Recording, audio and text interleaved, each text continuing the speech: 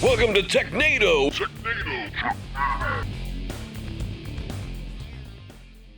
Welcome back to Technado. I'm your host, Sophie Goodwin. We're going to go into space tech today. We're going to go into Earth tech today. We've got a lot to cover. So I'm here with Don. Don, how are you doing today? I am doing great. You know, it's a strange news cycle when we have to leave the Earth to find things to report on. Yes. But well, that's where we're at. It's a brave new world. Yeah, literally, not just like rocket ships, like actual stuff going on in space. We'll get to that in a second. But then we also got Daniel, of course, here with us. How are you, Dan? I was just thinking if they did it with a Sharknado, why not the Technado? Right? Because if I'm not mistaken, the Sharknado ended up in space. You know the best thing about the Sharknado? It is renewable energy. It's true. Yeah. It's true. I never saw any of the Sharknado It's movies. environmentally friendly. Yeah. Okay. It doesn't sound like it would be, but all I'll right. look it up just I'll to make take. sure, Sounds but like I'm it's not very friendly for the fairly sharks. certain that I feel like the Sharknado sharks would are. disagree, but okay. I'll take your word for it, and I'll watch it at a later date. There's like 4 or 5 of them, aren't there? There's a lot of technical. The first article is from Wikipedia. It says Sharknado 3. Oh hell no! That's the actual name of the movie. I believe it is. Why not? That's Why not? all I really need to know about it. Then I don't need any more context than that. Oh, Sharks hell in no. space. Okay. Well, we don't have any deep sea or ocean technology news today, unfortunately. But we do have, like I said, some things going on up in space. So this first article is from Gizmodo. Florida startup moves closer to building data centers on the moon. So they talk in this article about the moon being the next white space in the new space economy, which to me sounds like a sentence out of Star Trek. The new space economy. Like, that sounds like a sci-fi series. Yeah, you know, we have heard a good bit about the space economy, but it's mostly been centered around some of our low orbit satellites, right? So Amazon's been trying to set up an internet service. Facebook's been trying to do that. Elon Musk with Starlink was the first one to really do it in a commercial sense, getting enough satellites up in space to create a global internet. This is going a step further. This is going all the way to the moon. And it's a neat idea. We've heard people talk about this in the past, is if we could build a data center on the moon, what would that do for us? And there's 2 big things. One is if we're ever going to colonize the moon, which I don't really know there's any point in doing, but if we do, then we'll certainly want to have communications up there, and it would be nice to have systems already in place. But the second thing is when you run a data center, one big challenge you face is dealing with the heat from the systems. Well, the moon is kind of weird because it can be really hot on the moon, but it can be really cold as Especially well. on the dark side, right? Yeah.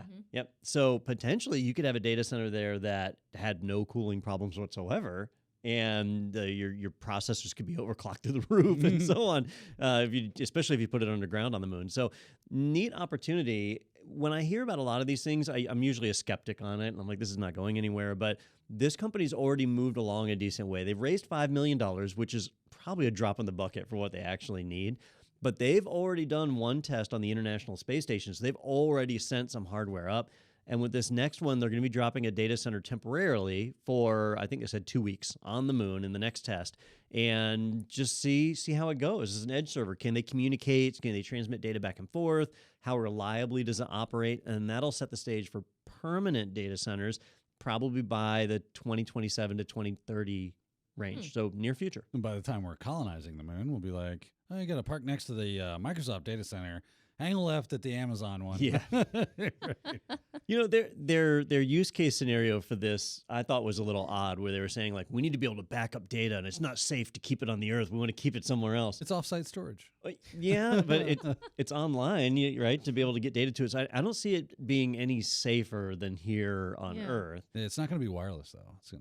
Yeah. It's going to run wires all the way. It's 5G. Yeah. That is like taking offsite storage to a whole new level. It's like, true. You wouldn't have to worry about people, I guess, breaking into data centers or anything. There's no people up there, but Well, wait a minute. What? Hang on. So could this be a false sense of security, right? Because, I mean, the Russians You could... could go there. That's We're true. going to go Red Dawn mode here, right? Because it's always the Russians. So if you had a data center... Because the Chinese, they could probably make that happen. Probably, Yeah. yeah. I mean, they've certainly got the resources. So you stick a data center up there and assume that it's perfectly safe. And meanwhile, there's cosmonauts and whatever just hiding out. and also if there were things that, like, if something went wrong with a data center, if there was an issue or whatever, if it's on Earth, somebody can go check on it. If it's on the moon, what do you do? Well, I think we have some experience there with Microsoft's experiments at the bottom of the ocean. Remember, Microsoft had that data center that they sank down underwater, Right. and they planned for failure. So it was a massive, not a submarine, but like a It looked like a big giant like cargo container. Tylenol. Oh, like yeah, it did. Yeah. And the idea was that it had, I forget how many servers, like 1,000 servers in there, and they just planned on 30% of them failing. And so they just build around that model, and it's resilient. That's not happening here with this test, because I wondered about that. But if you read the details on it, the data center, did you guys see how much it weighed? 2 pounds. 2 pounds. Really? That's pretty small. It's a bunch of Raspberry zeros. It probably is. I mean, 2 pounds, what are you going to get? Like a power supply? And, well, they said power is coming from a different source. So So, they probably get solar power out of it? Yeah. no, Where are they there's powering? a lander that's coming down, Gotcha. and it's going to draw power from the lander. And it's nuclear. And I have no idea. It's probably some insanely toxic chemical. A lot of satellites are powered that It's way. made of cobalt.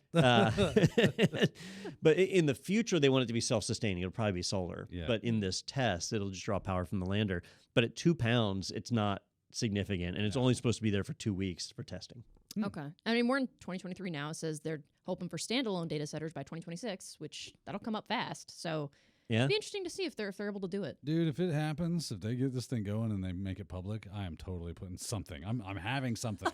So I can say, oh, my data's on the moon. I wonder if this will be one of those times. So the government has, I think, only done this once with a patent, but they've done it other times with other technology where they step in and they say, for national security, this technology is reserved for the government. Ah, that would be lame. They could do it. I want to play with the thing. Come on, man. Yeah, we'll have to see if they make this available to the public. It's guaranteed to be expensive. Yeah. Yeah. Yeah, I didn't think about that. Yeah, that's Spin true. it up for a few. I say that like it's gonna I'm gonna put my data on the moon. I don't know that I would even do it, but yeah, I'm sure you're right. It's not gonna be Just cheap. my MP4 collection of Sailor Moon. If you go into AWS, you can spin up instances in any region, right? And you can pick like US East, US West, Europe West, Europe East. They have Southeast Asia. You can pick whatever you want, but some of them are way more expensive than others. And I think the moon is probably going to be a whole new tier. It'd be top tier. But they have like sectors of the moon, like Moon Northwest. Yeah. Maybe Come on, it's like a- Moon West. this one's in the seedy department on the moon. The section. Mine's near the Sea of Tranquility. The wrong side of the moon. Yeah. That's the upper class one. Yeah, Really yeah. expensive. It's a That gated bougie. community. Yeah. That bougie moon data center. Well, at the very least, I mean, it's cool that this is the kind of thing that I would not even realize that they're trying to make strides in this. And I guess if the plan one day is to colonize the moon, they got to start somewhere. So this is pretty cool. But coming back down to earth, I know it sounds boring in comparison, but coming back down to earth, we have an article from Tom's Hardware. Chinese brands flood U.S. retail with not so cheap graphics cards. I'm not sure. I was reading through this, and is the issue that is creating competition for U.S. based brands, or are the graphic cards not reliable? Is that the main issue here? So there's a few things at play. Okay. And the big thing is there's a lot of strange hardware coming out of China right now. And if you remember from a couple of years ago, China was the first country to really step in and say crypto is bad. So cryptocurrencies like Bitcoin and so on. And I think Tom's a stinking Chinese double agent over here because he hates the crypto. I think I've made my case my stance clear on this one. I am not a fan of cryptocurrencies, and If that is your real name. I know. It is something that I think the Chinese government is doing right. And so they've taken a big stance. In Asia, if I'm not mistaken. I was indeed. It is all starting to fall into place. I did not know that. Yeah, I had dual citizenship. Go ahead and get some FBI over here. Somebody. Yeah. Well, yeah. I mean, now I'm seeing where you're coming from. So now that I've become some insurgent, I'd like to go ahead and welcome Agents Brown and Smith to the Technado as they are recording. well, the Chinese government basically made Bitcoin mining either illegal or just very difficult to do legally. And so many Bitcoin farms, which there were massive farms over there, all had to shut down overnight. And they had tons and tons of gear that became just worthless overnight. And then stack on top of that, the crypto market's crashing in the last 12 to 16 months. And so Say hours? no, all of the, hours. Yeah, right, yeah. It's been a crazy world this last week. Yeah. But you stack on all that, and you've got these graphics cards that are insanely powerful, and they're just sitting there collecting dust. And so there have been a couple of controversies. One of them is some of the crypto farms are repainting the memory chips to make them look brand new and then selling the cards online as if they were new. Ooh. And graphics cards were really hard to come by during the pandemic. Supply chain kicked in, and so now there's this glut of cards, and it's hard to tell whether they're new or not. Well, now we've got the factories that are manufacturing these cards are not just manufacturing them for the big names like EVGA and Gigabit and Asus and those guys, but they're also starting to create their own brands. And so you're seeing cards from industry leaders like Paladin and MLLSE and Milsey. I don't even know how you'd say that one. My favorite is Corn. Corn, just corn. Corn GeForce RTX 37. Did you see their logo? It looks like kernels of corn. It looks like a shaft of corn. Yeah. Actually, it looks more like almost like a wheat. But yeah, I could definitely see that. Yeah. So, these are, well, I've mentioned this on the podcast before, these weird Chinese factories selling on Amazon. On Amazon, yeah, it was 60. Random 5 or 6 characters. Yeah, I was looking at like mini gaming PCs, and one of them was like one of those vendors, and I'm like, do I trust this? Yeah. Yeah. So we're seeing more of that. And the lesson here for all of you out there in Technado land is if you're purchasing hardware, these are likely not companies to trust, to Daniel's point. Are you going to be able to continually get drivers? Are they actually UL rated to not catch on fire? I worry about that with some of the higher end graphics cards. You hear about these 4080s and stuff that will melt their power connectors. You don't want to fire inside of your computer. What? Or outside of it, for that matter, I guess. That was we a dumb like to thing party, to say. Don. That's right. Yeah, so it's interesting. Be careful who you source this stuff from, and these are on sale on Amazon and on Newegg. So you've got to take the time to vet the brands that you're purchasing and the seller that's selling those to make sure you're getting genuine equipment. Okay, it's just overlapping issues. It's not just one big thing. Okay, interesting. All right. See, I don't often purchase graphics cards, so. I'm glad you were able to break. One day we'll make you do it. One day, yeah. One day, you're gonna make me build it. Before Don goes, you're gonna make me build a computer, right? So at some point, I gotta get familiar with the specifics on that stuff. Yeah. Okay, interesting. Well, that's the first half of our Earth news. We have a second article here that takes place here on Earth. This one's from Ars Technica. You can now run a GPT-3 level AI model on your laptop, phone, and Raspberry Pi. Now, the extent of my work with GPT-related stuff is ChatGPT, and I just ask it fun little questions and have it answer for me. But from what I gather from this is that usually you need a more heavy-duty setup for what they're talking about. But the way they phrase it, this llama can run on a single consumer GPU. Yeah.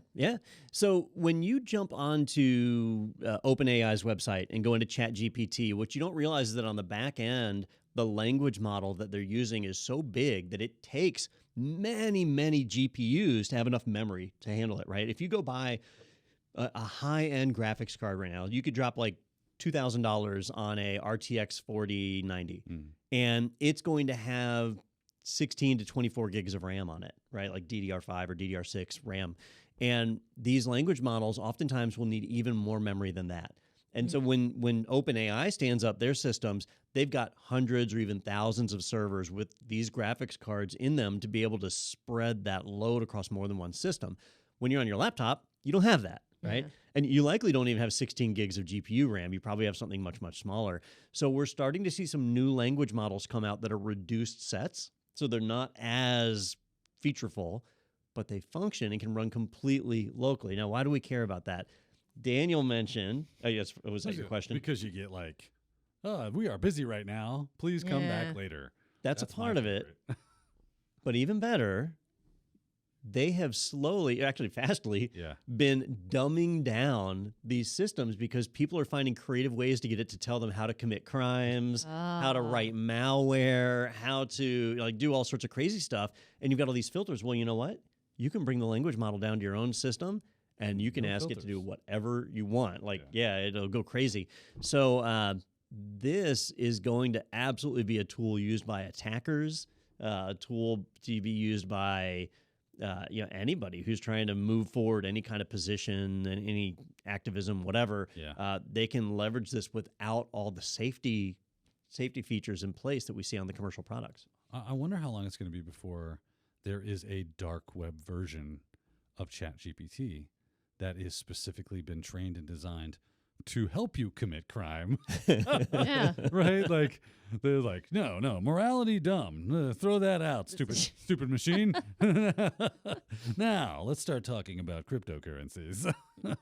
If you can think it, something tells me eventually that will be a thing. Yeah. Yeah. Like there's all these underground like hacking forums and groups and stuff like that. Mhm.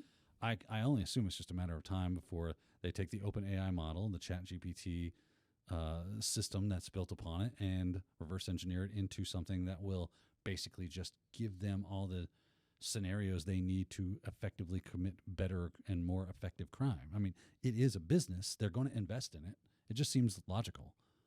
Now, the thing that's been holding businesses like that back is training the model, right? So you've got to train a model, and then that creates a data set that you use as your reference, your actual language model that you can go with.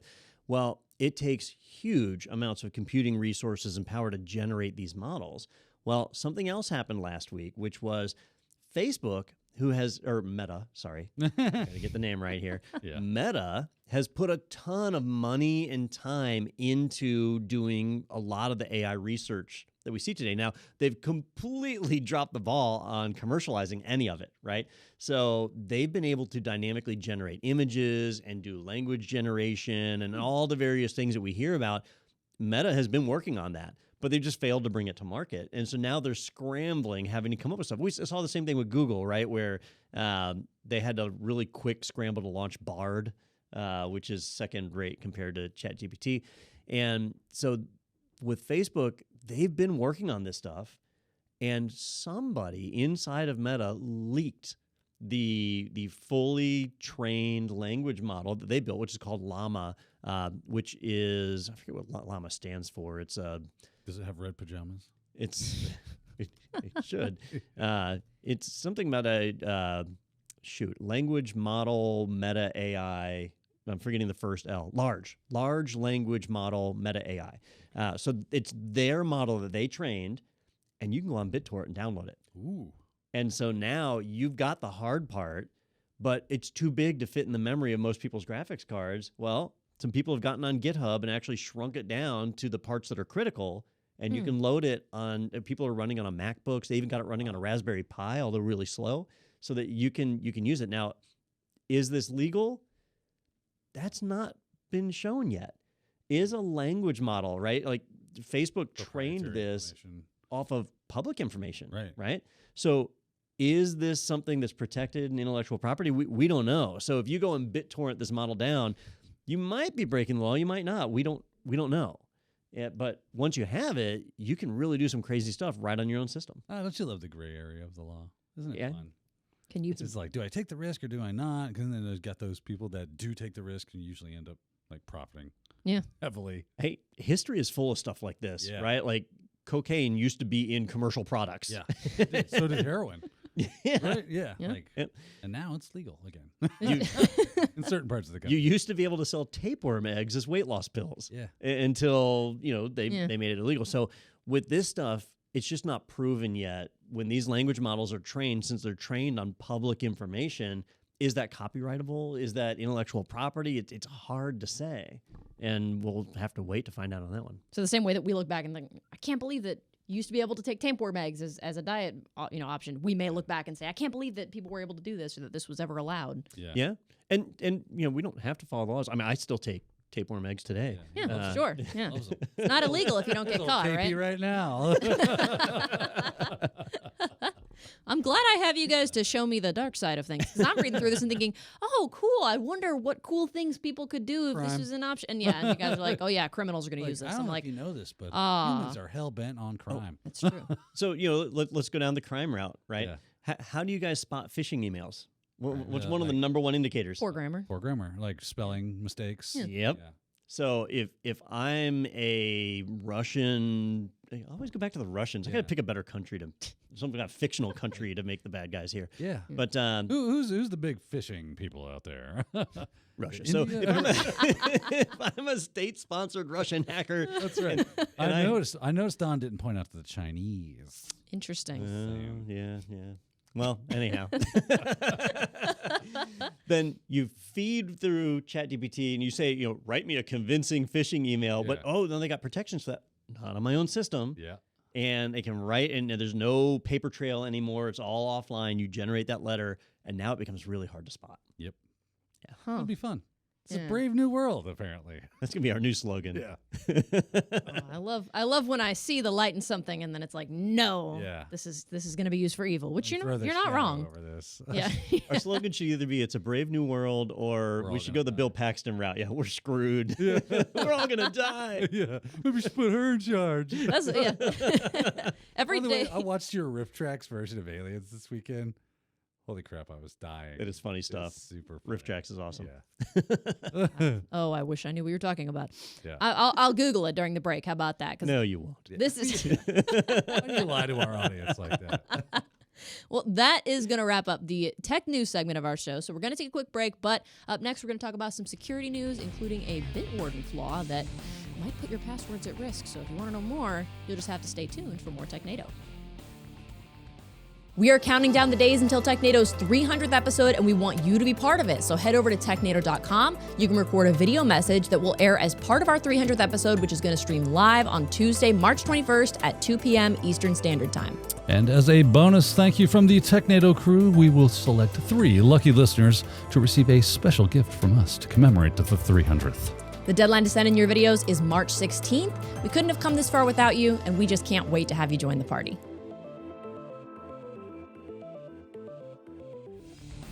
Welcome back for more Technado. Thanks for sticking with us. We've got some real cool security news we're going to be jumping. Well, I said cool.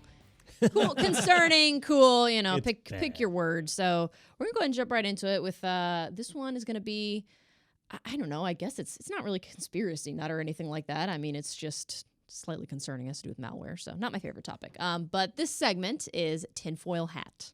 The moon landing was fake. Paul McCartney's been dead since 1966. Dogs can't see color. 5G causes syphilis. Do you understand that? Huh. I don't think I've heard that one yet. That's a new one to me. Okay, cool. See, I see that was my first tinfoil. I'm being indoctrinated. Yeah. I heard tinfoil hat and I was like, is this a conspiracy thing? But okay, so this article comes from the Hacker News. It says, warning, AI-generated YouTube video tutorials spreading info stealer malware. So the draw here, from what I can tell, is that there's these videos that promise, like, here's how to download a cracked version of Photoshop or AutoCAD, and there's links, and you can download it from there supposedly, but it's not a link to a free version of Photoshop. It's malware. Yeah, I mean, we were talking before the show about how when you go to news websites these days, it's becoming difficult to tell whether what you're reading was written by a human or whether it was written by ChatGPT. Mm-hmm. And we're now making that leap to video, that when you watch a video on YouTube and it's a person explaining how to do something, you don't know if that's a real person or if that's AI generated. I mean, visually, if you can see the person, there's usually some kind of giveaway, like their hands do really weird things. They have 6 fingers. Or or they're not breathing. Have you guys noticed that? Yeah. It's sometimes hard to tell, but the AI ones, they never breathe. Yeah. Breathing's dumb. Yeah, that's crazy. So there's versus us, where you can hear us being out of breath. So we're real, at least for today. But what's going on here is something that's actually been going on for decades. That if you want to steal software and not pay for it, you can sometimes find cracks and license generators and things like that to be able to bypass the security of a software program. And some software like Adobe Photoshop or whatever can be quite expensive, although now it's tied to a subscription model. It used to be. And there's so many free alternatives at this Yeah, point. like open source stuff that you can use. It's really good stuff. I'm not saying it's like on par, but you can do a lot of things with some open source and free software. Well, back in the 90s and 2000s, if you went and bootlegged software, either by getting cracking utilities or going to a torrent and Wares stuff, or whatever, downloading those, there was a pretty decent chance that there would be viruses or malware in the software you were downloading. Like people don't just give software away for free out of the goodness of their heart. They're usually got some kind of ulterior motive. Well, we're seeing that moving into the new age where they're leveraging ChatGPT and other AI tools to generate, in this case, like video tutorials. And so it shows a lady who's actually explaining to you how to download a program to crack Adobe Photoshop and run it without paying for it. And then they're graciously providing you a link to go and download the utility.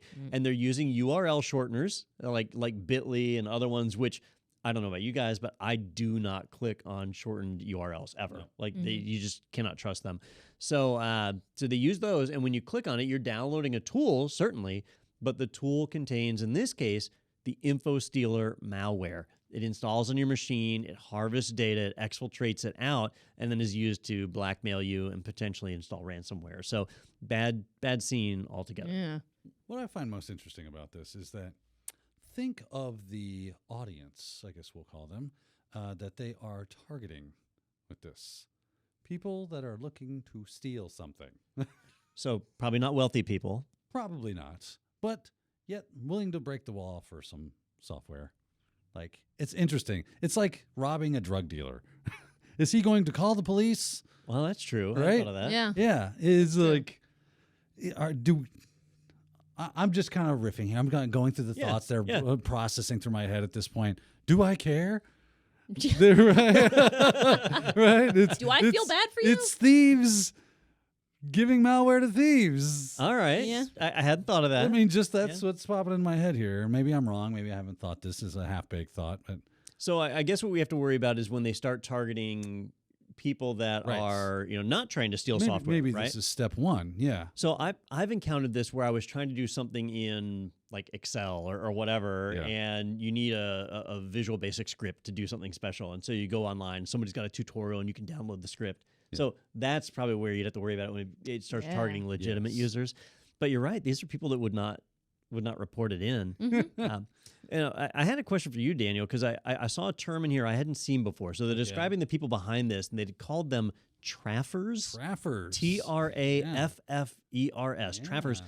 That's a new term for me. Is that? Yeah. Had you heard that one before? So I'm familiar with it. Traffers are basically, you got to almost think, so malware and the things that they're doing, obviously it's a business, right? They are stealing money ultimately, but ultimately it is a business, and there's going to be employees, for the lack of a better term, in said business. And you'll have administrators, and then they'll have their team of people that, think of it like here where we have marketing, they do lead generation. Traffers is kind of like lead generation, right? They have a funnel and a pipeline, and they're trying to create lead generation by drumming up. So they use things like YouTube, and they can do what's it called, like SEO injection, or not injections, but like poisoning, SEO poisoning, where they create YouTube videos. And from what I understand, like the vast majority, like 20-30% of new YouTube videos are SEO poisoning. Attempts to get you to, like, this is something that you would most likely be attracted to, people that look attractive on topics that are attractive, so that you immediately jump on it, look at it, watch the video, and then go, hey, that sounds interesting. I should do that. So these traffers are the ones that are creating those content, trying to drive the sales toward the administrators, who then are able to hook those people via the malware and then gain access to the systems, start siphoning off funds, or doing whatever it is they do with their malware. So that's what traffers, that's their kind of lot in life is in that ecosystem. All right. So when Technado finally gets to the point where we can afford to hire a dedicated marketing person, we should put on there, like, must be a skilled traffer. Yeah. Sounds like a traffer. That sounds like a British slang word, like a traffer. That just I don't know. Oh, it's my friend. He's a traffer. That was something. That was quite. Of course, I can't talk. My British accent's terrible. So, but that was quite the attempt. It looks like too. There's certain instances where threat actors will leverage like social engineering techniques to hijack really big, like legitimate YouTube accounts and then post the video. Because I was thinking, I'm like, if this is just some random account that pops up one day that I don't already follow or pay attention to, what are the odds that like I would see this and be like, oh, but if it's a popular account that is likely to pop up, like you might enjoy this. And it gives it legitimacy. Right, exactly. Right? So not only do you have a lot of eyes on that traffic, but it's like, oh, Taylor Swift told me about this cryptocurrency. As she does. I should straight up go get this because I'm a Swiftie, or whatever the hell they call It is themselves. Swiftie. Yes. Good job. Yeah. Oh, I thought they were the Squad. No. I think that's Somebody that's the 4 female congresswomen. Oh, no. Oh, All right. Squad. Maybe. Yeah. Maybe. But Swiftie is a Taylor Swift thing. Okay. Squad might be like a different music group or something. I don't know. It might be a The different only fan time base. I've ever heard that is by referencing like Iliad Omar, Alexandria. AOC. Yeah, AOC. I thought it was a Taylor Swift thing, but now we can look forward to Swift Coin. Swift coin. We start- That's right. start First mining Swift Coin. best cybersecurity, or cybercrime coin on the market. You got a new. It's coming. We've lost control. Yeah. Where's the Taylor Swift Mont Gox? Wow. So, moral of the story, if you want Photoshop or AutoCAD, just pay for it or use an open source version. Like, don't click on links you don't recognize. I feel like we talk about this a lot. Like, Yeah. there's- Ever. And Ever. Even if it looks legit, because you can do things like CDN or typo squatting. So if you're filtering through a CDN, it looks like, oh, it's coming from Google. yeah. Yeah, kind of, but not really. Not originally. It's being filtered through Google, through Amazon. Just don't click links. I don't give a damn if your mom sent it to you.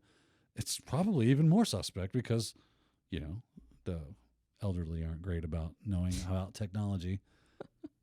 yeah, I'm trying to craft the joke, not the joke that I want to say, but the joke that I'm allowed to say. That's right. It's not the joke we want, but it's the joke we Your mom reliably sends stuff to me all the time. It's the joke we deserve. What was the Batman line on Chris Nolan's? Not the one we deserve, but Yeah. the one we need right now Yeah, or there you something. go. Yeah. All right. Well, Wow. we'll leave that one open. Yeah. That's all right. Well, Yeah. Oh, yeah. tying back to the tinfoil hat part on this, though, it does pay in this day and age to be a little paranoid that when you read an article online, when you watch a video on YouTube, we are at the stage now where you cannot assume that it was written or being spoken by an actual human being anymore. Okay, so that's how it ties. That ship has sailed. Fun. Okay, Yeah. gotcha. Ship has- Just because you're paranoid doesn't mean people aren't watching you. Right. Okay, well, moving on from that, although that was a fun I conversation. missed that ship, though. We- So I know it seems like every week now we talk about LastPass, and we beat that dead horse every week. But we have a change of pace Pull out here. your sticks, ladies and gentlemen. And let me direct you to Carcass B. we have a little bit of a change of pace here. We're going to talk a little bit about Bitwarden. So this segment is called Doe. Do, re, mi, fa, sol, la, ti, do, so, do.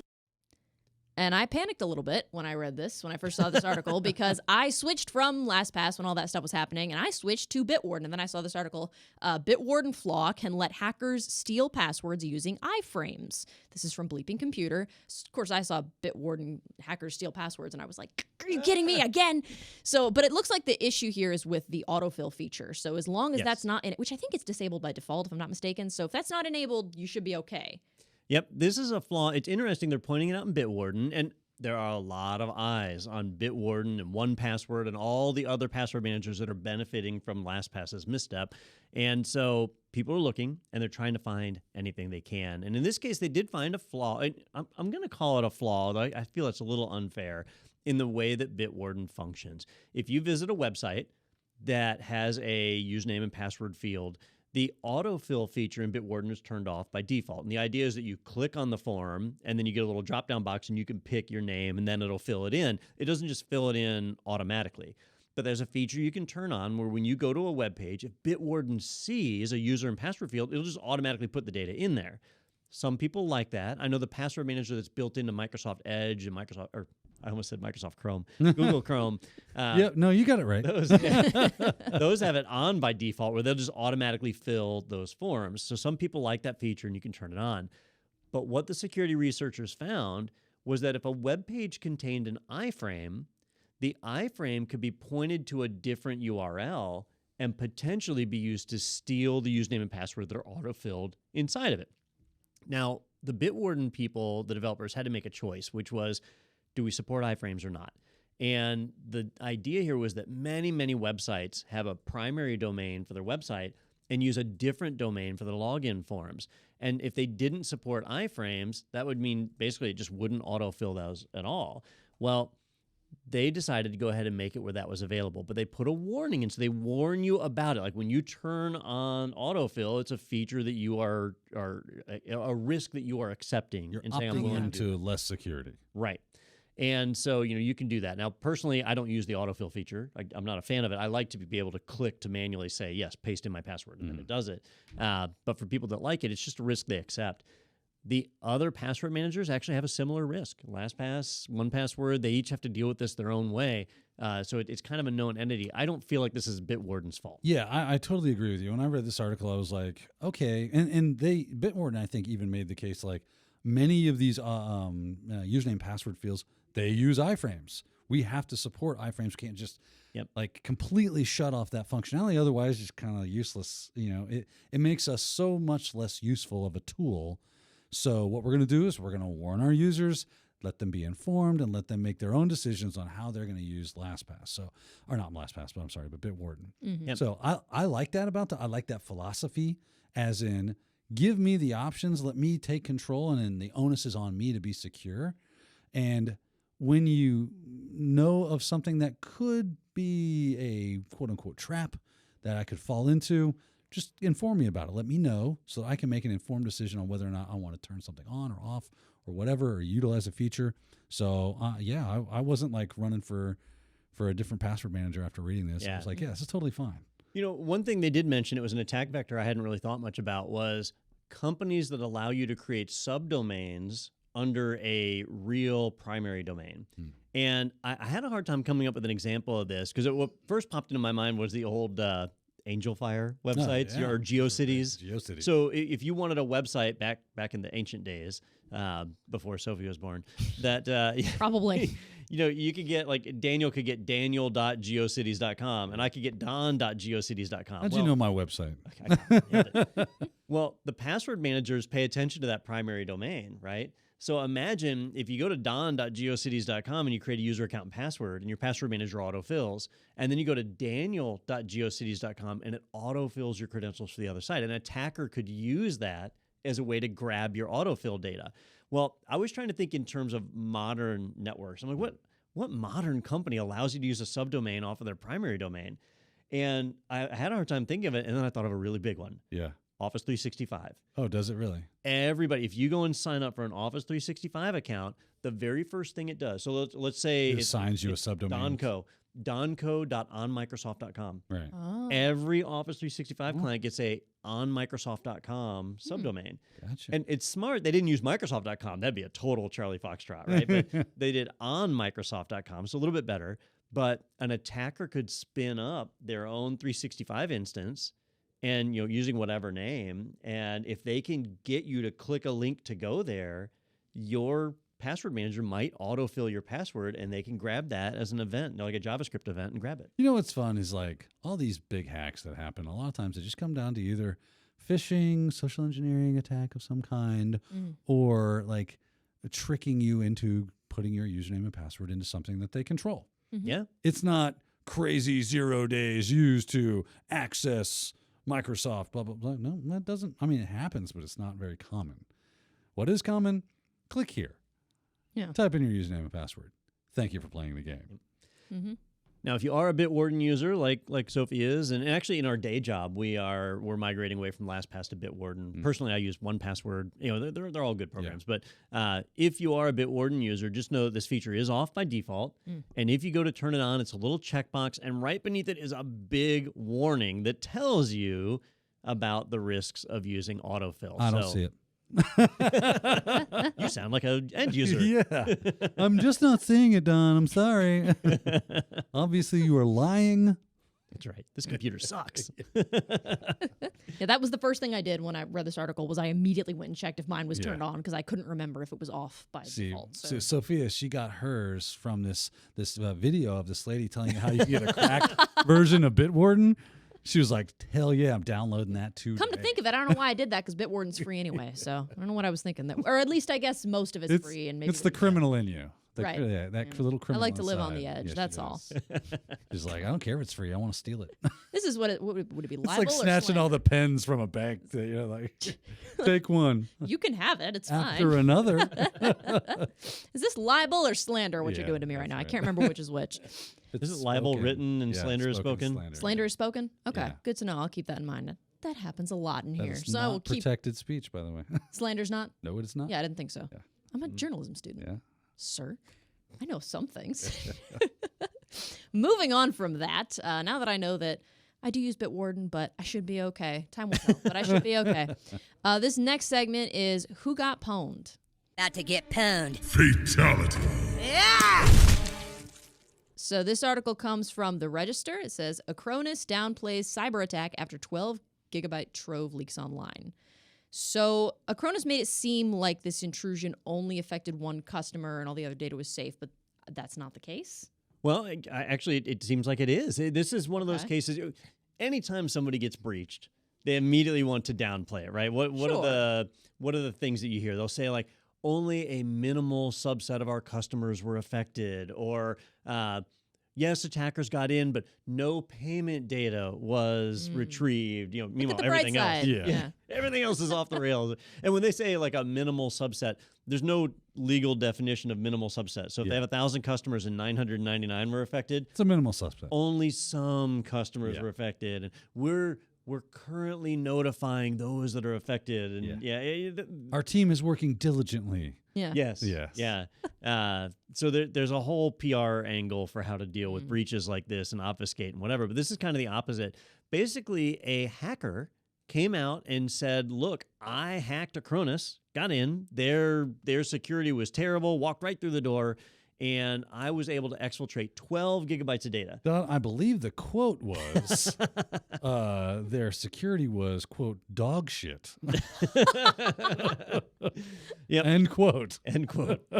So a very eloquent hacker. Yes. And they then proceeded to say, look, I've got 12 gigabytes of data, and this data contains screenshots and logs and backups of data and a bunch of information.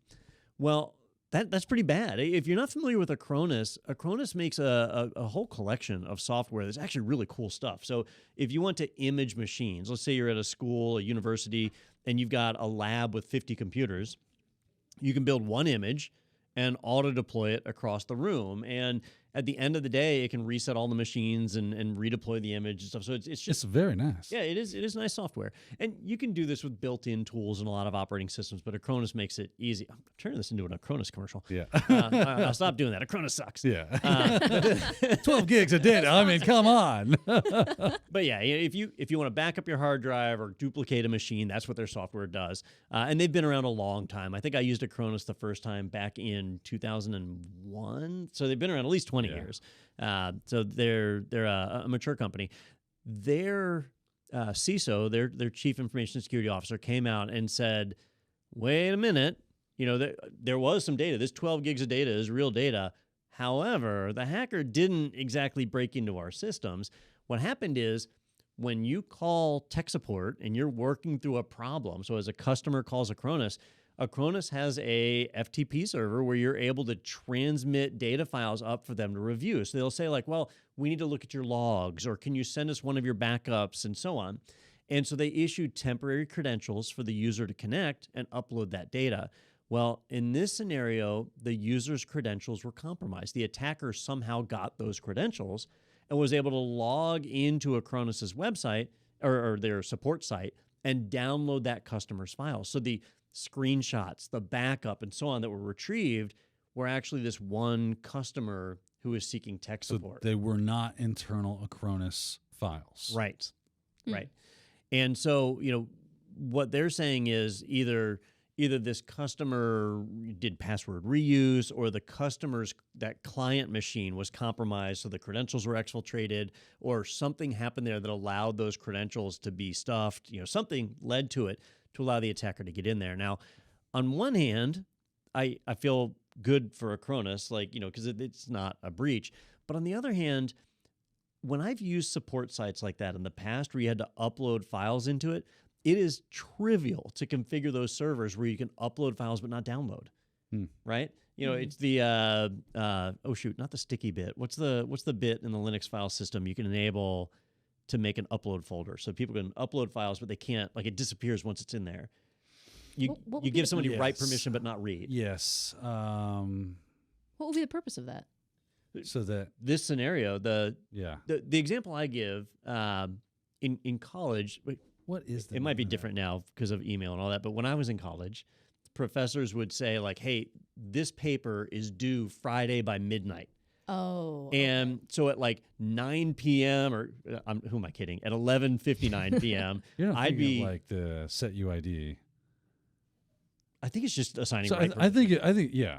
So Right, you just say you have no. you'd run up to that professor's office and you'd slide your paper under their door. The door was closed and locked, right? You slide the paper under, so you were able to put the paper in, but you couldn't get it back out, right? So you could write, you could give them data, but you couldn't read to bring It's the data back out. Blockbuster Video, right? Yeah, the you Dropbox. drop the videos in the Dropbox and close it.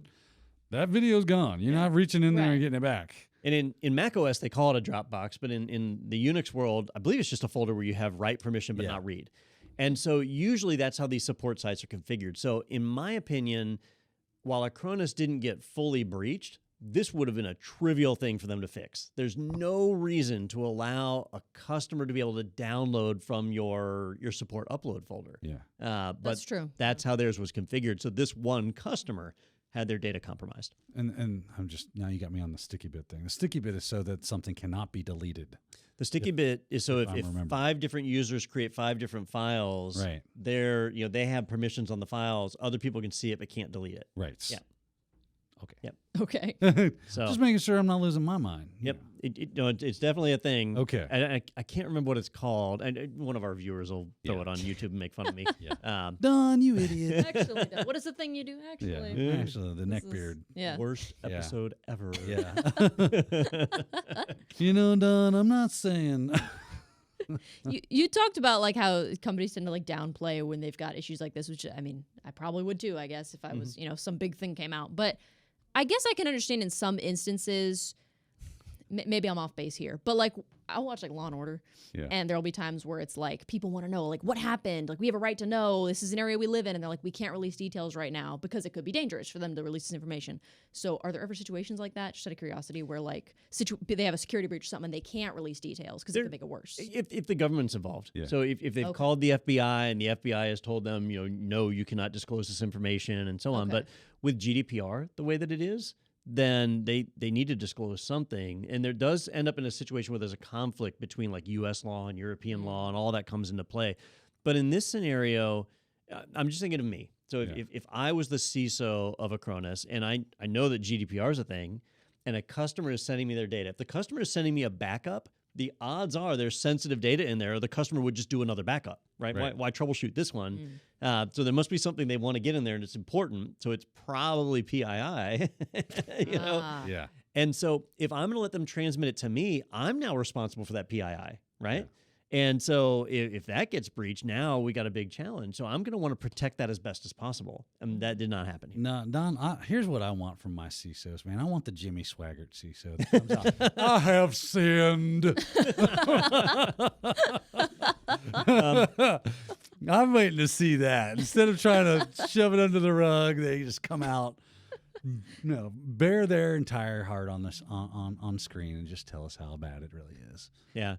So, they did come out. Everything they said was truthful. Yeah. Right. So the Acronis CISO said, look, it's just data to this one specific customer. It's not our whole system. They're continuing to investigate, which, sometimes 2 months later you find out that it's a whole different world. Pass. Sorry. I'm coming down with little allergies. But as it stands, I do think that in this case, the hacker was just ready to jump out and share this information. And it would have been an easy thing for the Acronis team to stop. Okay. Interesting. 'Cause it does seem like the whole like Acronis downplay cyber attack of it. It seems like maybe that's a little bit not misleading because they were truthful about everything, like you said. Yeah. Did they say who the client was that the data was? They did not. They did not. Because that might make a difference in the severity. Oh, that's right. true. Yeah. Because if this was a U.S. government employee or some big corporation that's using Acronis and it did have like PII in there or something sensitive. Now, it's not LastPass bad. You Yeah. didn't have like their lead security engineer on their home computer with Plex running. Like, it's not that bad. Right. But at the same time, because it was simple steps that could have protected it, they don't get a free pass on this one. Right. Yeah, Like it's agreed. not awful, but it's not anything to sweep under the Yeah. rug either. Mhm. Okay. Yeah. We'll let it slide this time as far as like, just don't do that again. We're watching you. Watching you, Acronis. And maybe think about this all those times when as IT people, we do have to call support on the various products we have. So the I next don't. time, yeah, you just screw it, doesn't work. But Buy a new one. for the rest of us, if a vendor asks you to upload your logs, Yeah. you need to think about what data is in those logs. Yeah. And, Or maybe use some sort of encryption and where they have the key and Yeah. stuff like that. So it's at least encrypted. but even then, once you turn it over to them with the key, how do you know they're going to handle that data safely? So you've got to choose your vendors wisely and Yeah. think about it anytime you transmit data to them. It's a tough world out there, security wise. Yep. When you were saying the name Acronis like over and over again earlier, and you said you were like, it sounds like a sponsorship. This is not a brand deal. What's the opposite of that when you say a name over and over, but it's like in a negative, detrimental way? It's like a complisalt. Accomplice. Because I feel like we've got that with LastPass. Because like every week, even when we don't have an article, it comes up, Yeah. and Yeah. we're talking crap about LastPass. Which, Well, like, to be fair, I mean, We They like earned it. dead horses are not safe around here. well, okay. So now I know. Every week there's new, like Acronis. I wasn't super familiar with Acronis before, and now I know. And it's just interesting that it's kind of neat to get a new perspective on this stuff. So Yeah. appreciate you guys walking us through this tech news every week. Before we wrap up, I do want to mention Technado is sponsored by ACI Learning, the folks behind IT Pro. So if you're listening from the Technado website, if you want to support the podcast, check out those courses. I believe we had some Microsoft Intune stuff that came out recently.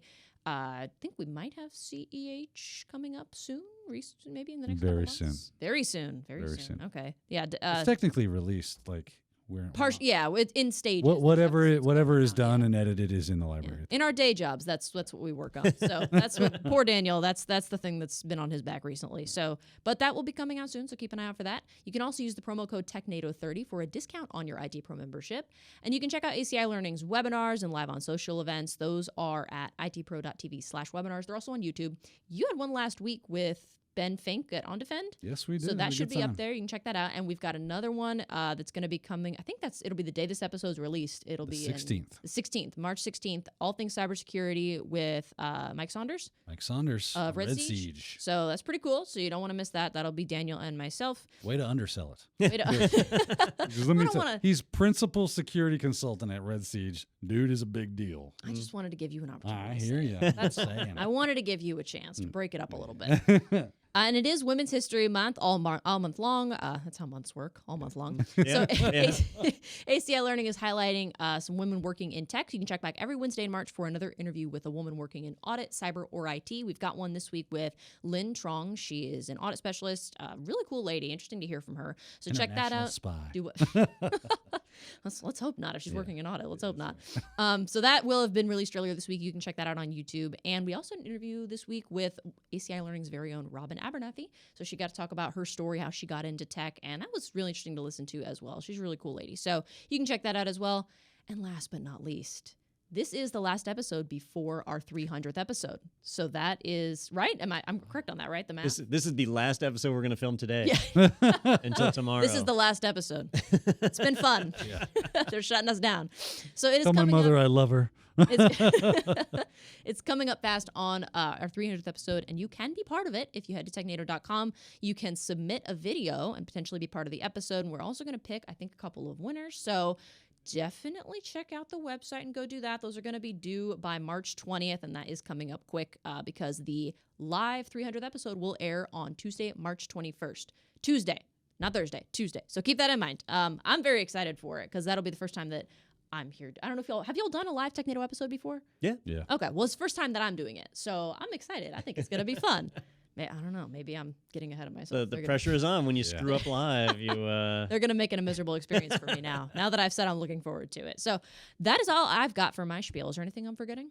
No, it's exciting times. Episode 300, definitely tune in for it. It's a huge milestone. That's what, like one a week? It's like one more than 299, but it's just okay. one shy of 301. Well, with that said, You got to remember, she's a journalism major. That's true. You got to take it slow with me. So with that said, we want to thank Don and Dan for breaking down what's going on in tech news this week. And until next time, we will see you on the next episode of Technado.